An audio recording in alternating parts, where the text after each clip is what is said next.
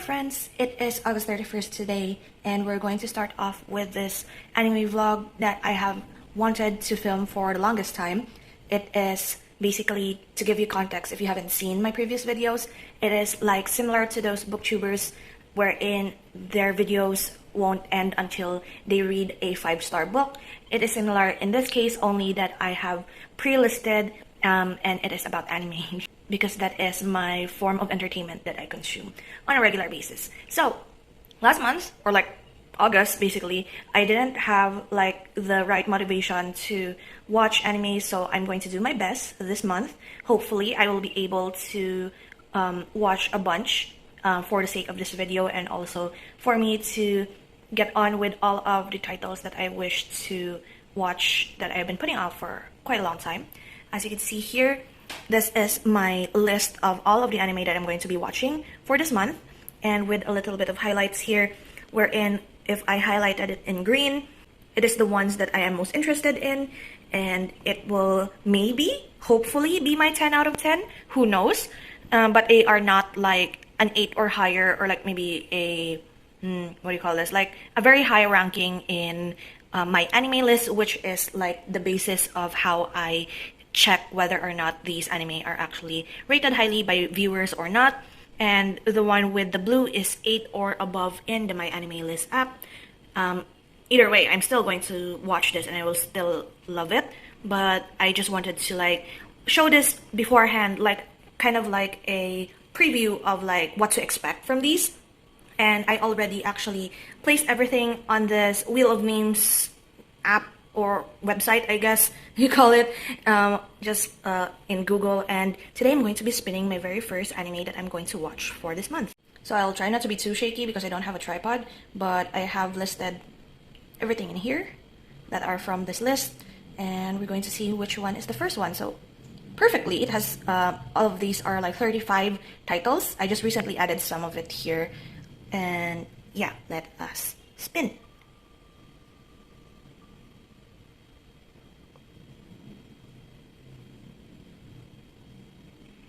Okay, we already started with like an 8 or above score, and also something that I wanted to watch for quite a long time but haven't gotten around to it. So I will talk about the synopsis of this first. And so I did double check beforehand to see if this is like available to watch on YouTube or not. And Muse Asia does have most if not all of the seasons, I'm not sure.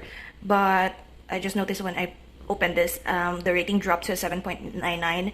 It was 8.01 yesterday, so like, okay, that's fine. It's still higher up there, so we'll just round it up, the score. It is a isekai fantasy, reincarnation, as always. And here's the synopsis. Urana Motosu loves books and has an endless desire to read literature, no matter the subject. She almost fulfills her dream job of becoming a librarian before her life is ended in an accident. As she draws her last breath, she wishes to be able to read more books in her next life. As if fate was listening to her prayers, she wakes up reincarnated as Mine, a frail 5-year-old girl living in a medieval era. What immediately comes to her mind is her passion. She tries to find something to read, only to become frustrated by the lack of books in her disposal. Without the printing press, books have been written and copied by hand, making them very expensive. As such, only a few nobles can afford them. But this won't stop Mine. She will prove that her will to read is unbreakable, and if there are no books around, she makes them herself.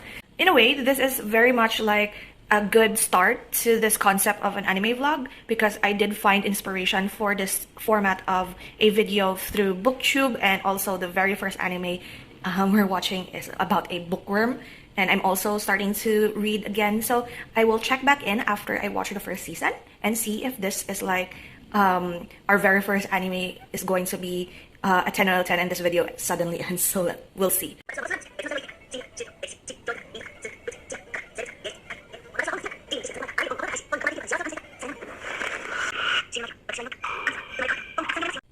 I somehow knew that this would happen when I started this. I did say, like, probably, who knows, the first one that gets picked out of the wheel will turn into like a 10 out of 10 for me.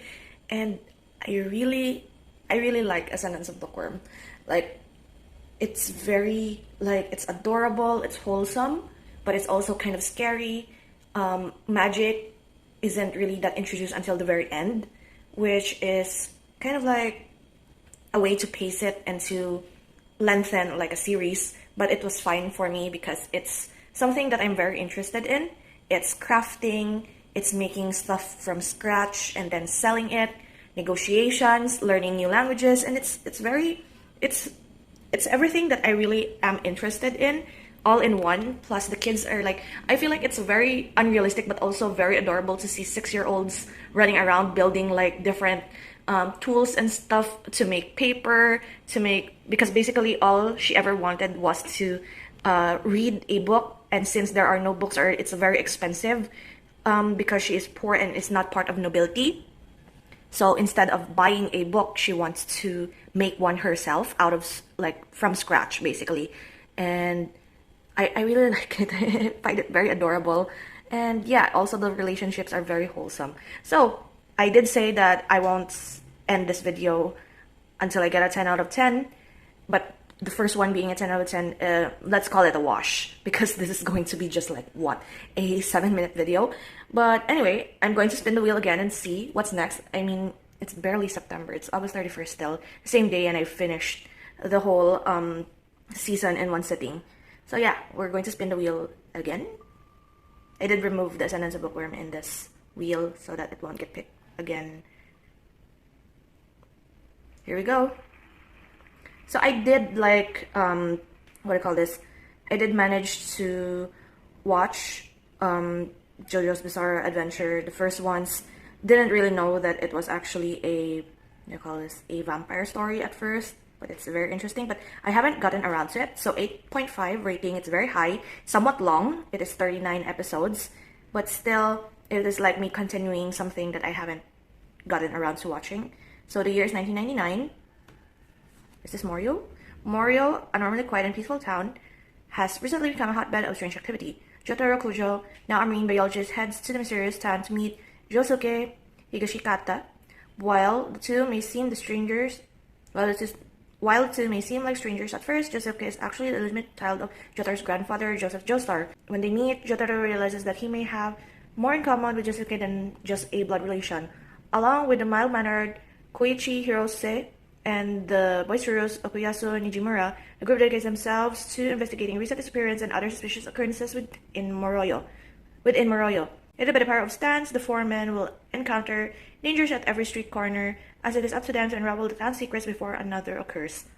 I really like the JoJo series, but since it's very long, and of course it's like across different generations of Joestars, it's kind of like I haven't gotten around to it once a new generation of people starts. So yeah, I'm going to get into this and I'm going to check back after I watch it.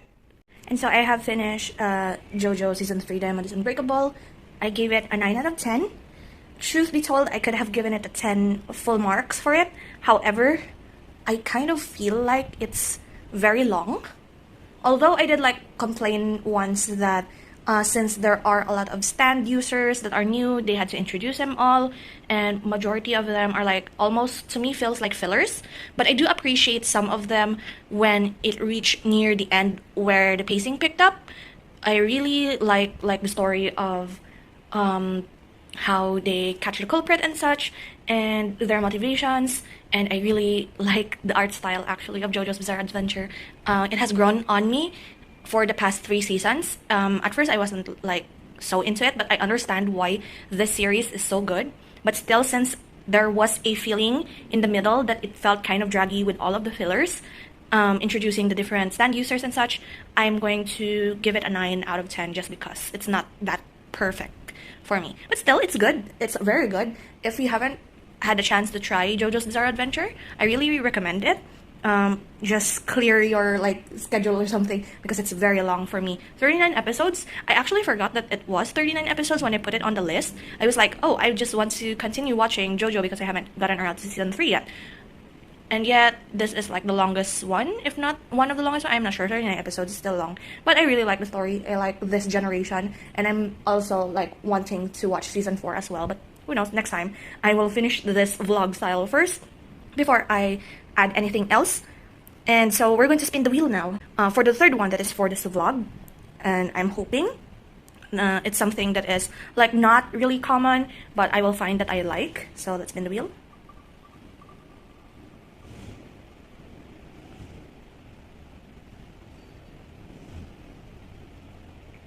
Ooh, it's so close to Hell's Paradise. I have heard so much of Hell's Paradise.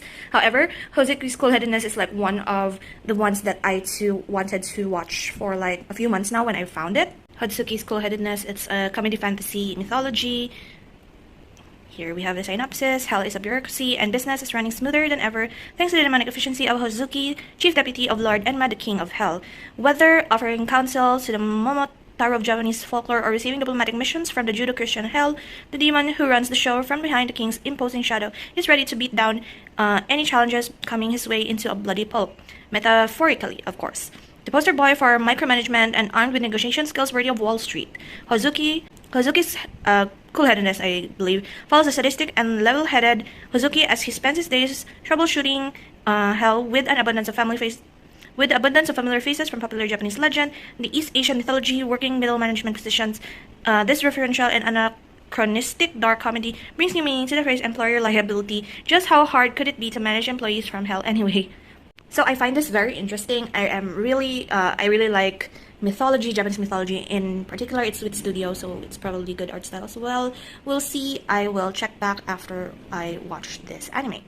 And so I have not finished yet Hozuki's Cool-Headedness, but I'm going to prematurely, oh, hello, here's my shadow. I'm going to prematurely give it an 8 out of 10.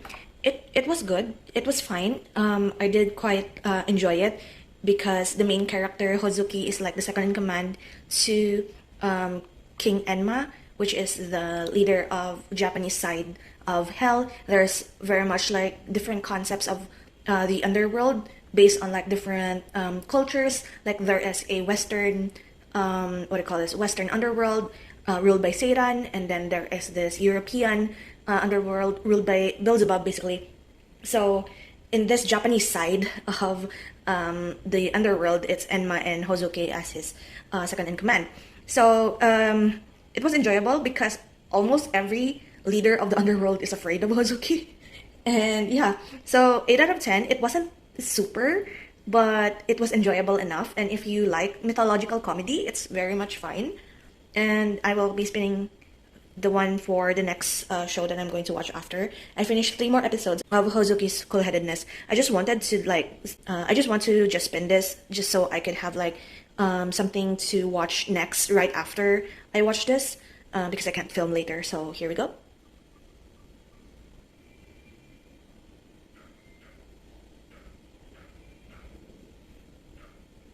Okay, Hakata Tonkotsu Ramens. This is mystery adult action, and to be quite honest, I have been intrigued by this basically because of the name, but also this is a very long synopsis. So here we go. Although the city of Fukuoka might look relatively peaceful at first glance, in actuality, it houses a thriving mixture of dangerous individuals, such as killers, detectives, and professional revenge seekers right beneath its surface.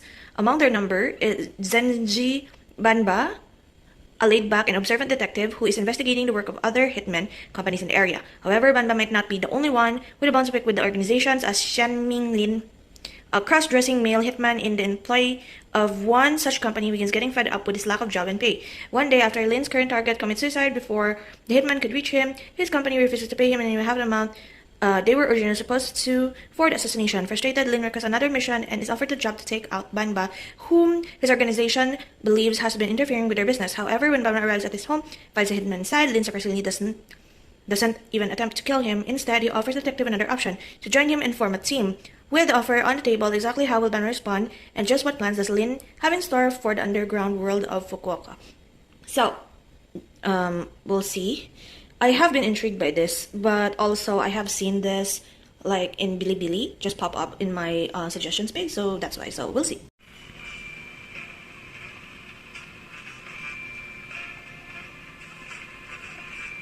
And so I have finished Hakata Tonkotsu Ramens, and I actually gave it a 6 out of 10. So the synopsis did say that it is about like hitmen, avengers, and those that want to take revenge. And there are quite a lot of like baseball references in this anime, and to be perfectly honest, I find that the title is just so little of a reference to what the whole anime is.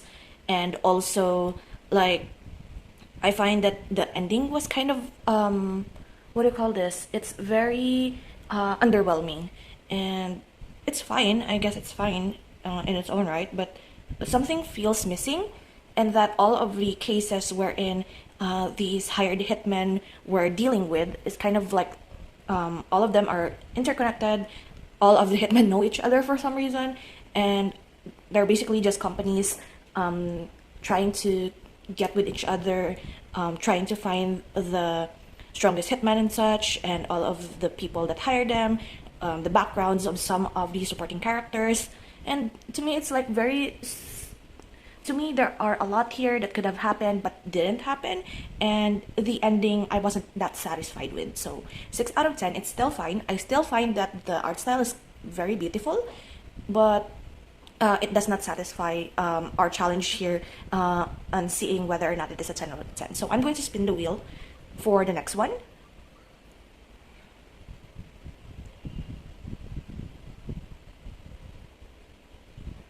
Alright, let's go. So this is like one of those anime that I wanted to continue watching, and I am like predicting that it could be a 10 out of 10 for me. So let's look at Shadow House 2. So I gave the first season of Shadow's House a 9 out of 10 because it's almost as if it feels like somewhat of a Promised Neverland, because they're kids. There's a mystery surrounding this house and all of its residents, and we are basically following children who are like the faces of these shadows and trying to see what the grown-ups are like planning on doing, and also like a lot of anomalies within this house. So it is an 8 out of 10 in my enemy list. It is a fantasy mystery seinen. So I think this is sort of like a spoiler already, those who have not watched season 1 yet. So I will be leaving the synopsis on the screen. You can read it if you want. I won't mention it. However, I really did like season 1. It's very interesting, and the intrigue is still there up until the end. So I am wondering what is there to come in season 2. Even though I did manage to like not continue with the series immediately after I watched season 1, which is sort of bad, but finally I got the chance to have an excuse to watch season 2. And so I will be back after I watch the whole season. So I am in this situation wherein I should like stop while I am ahead. So this is probably the last clip of this whole vlog. I have finished last night Shadow's House season 2, and I gave this a 10 out of 10, which is the goal of this whole vlog, wherein I will stop once I get a 10 out of 10 show. And to be perfectly honest, it didn't go the way that I planned, because the very first show that we watched, I also gave a 10. So I am just feeling relieved that I found another 10 out of 10 anime from the list that I have provided previously. And I gotta say, Shadow's House, especially season 2, was very good. I really liked the intrigue, the mystery, the whodunit moments, and also like the growth of the characters. And to be fair, I don't see a lot of people talking about Shadow's House, even though it is like one of the best, like similar to like The Promised Neverland and Made in Abyss, wherein most of the characters, if not all, are like children who are put into a situation wherein they don't really understand and they just live their life the way it is, and then the protagonist is trying to like change that system because other people are like don't know, or like are brainwashed to believing that everything that is happening in this house is normal. And so she investigates, she tries to get the bottom of things and all of the mystery, the whodunit, and I really liked it. It is like less horror and gore compared to The Promised Neverland and Made in Abyss, because there's not much blood, but there are like some scenes that are scary, but not that much. So it's more of fantasy mystery compared to like gore horror. So if you haven't picked up Shadow's House yet, I do highly recommend it. And I am very much looking forward to season 3, because I think season 2 is the beginning of when things are getting good. And I'm also thinking that I might pick up the manga for this. Who knows? But yeah, this video, even though it's short, it's kind of successful because I have found 2 10 out of 10 out of the 5 titles that we have here previously. So in this video, I have watched Ascendance of a Bookworm, I gave a 10. JoJo's Bizarre Adventure Season 3, Diamond is Unbreakable, I gave it a 9. Hozuki's Cool-Headedness, I gave it an 8. Hakata Tonkotsu Ramen, although it's kind of disappointing, but it's fine, 6 out of 10. And finally, Shadow's House Season 2, 10 out of 10.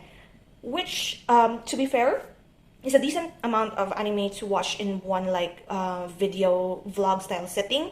And also, it is quite an achievement because I have here, this is my anime review journal number 4.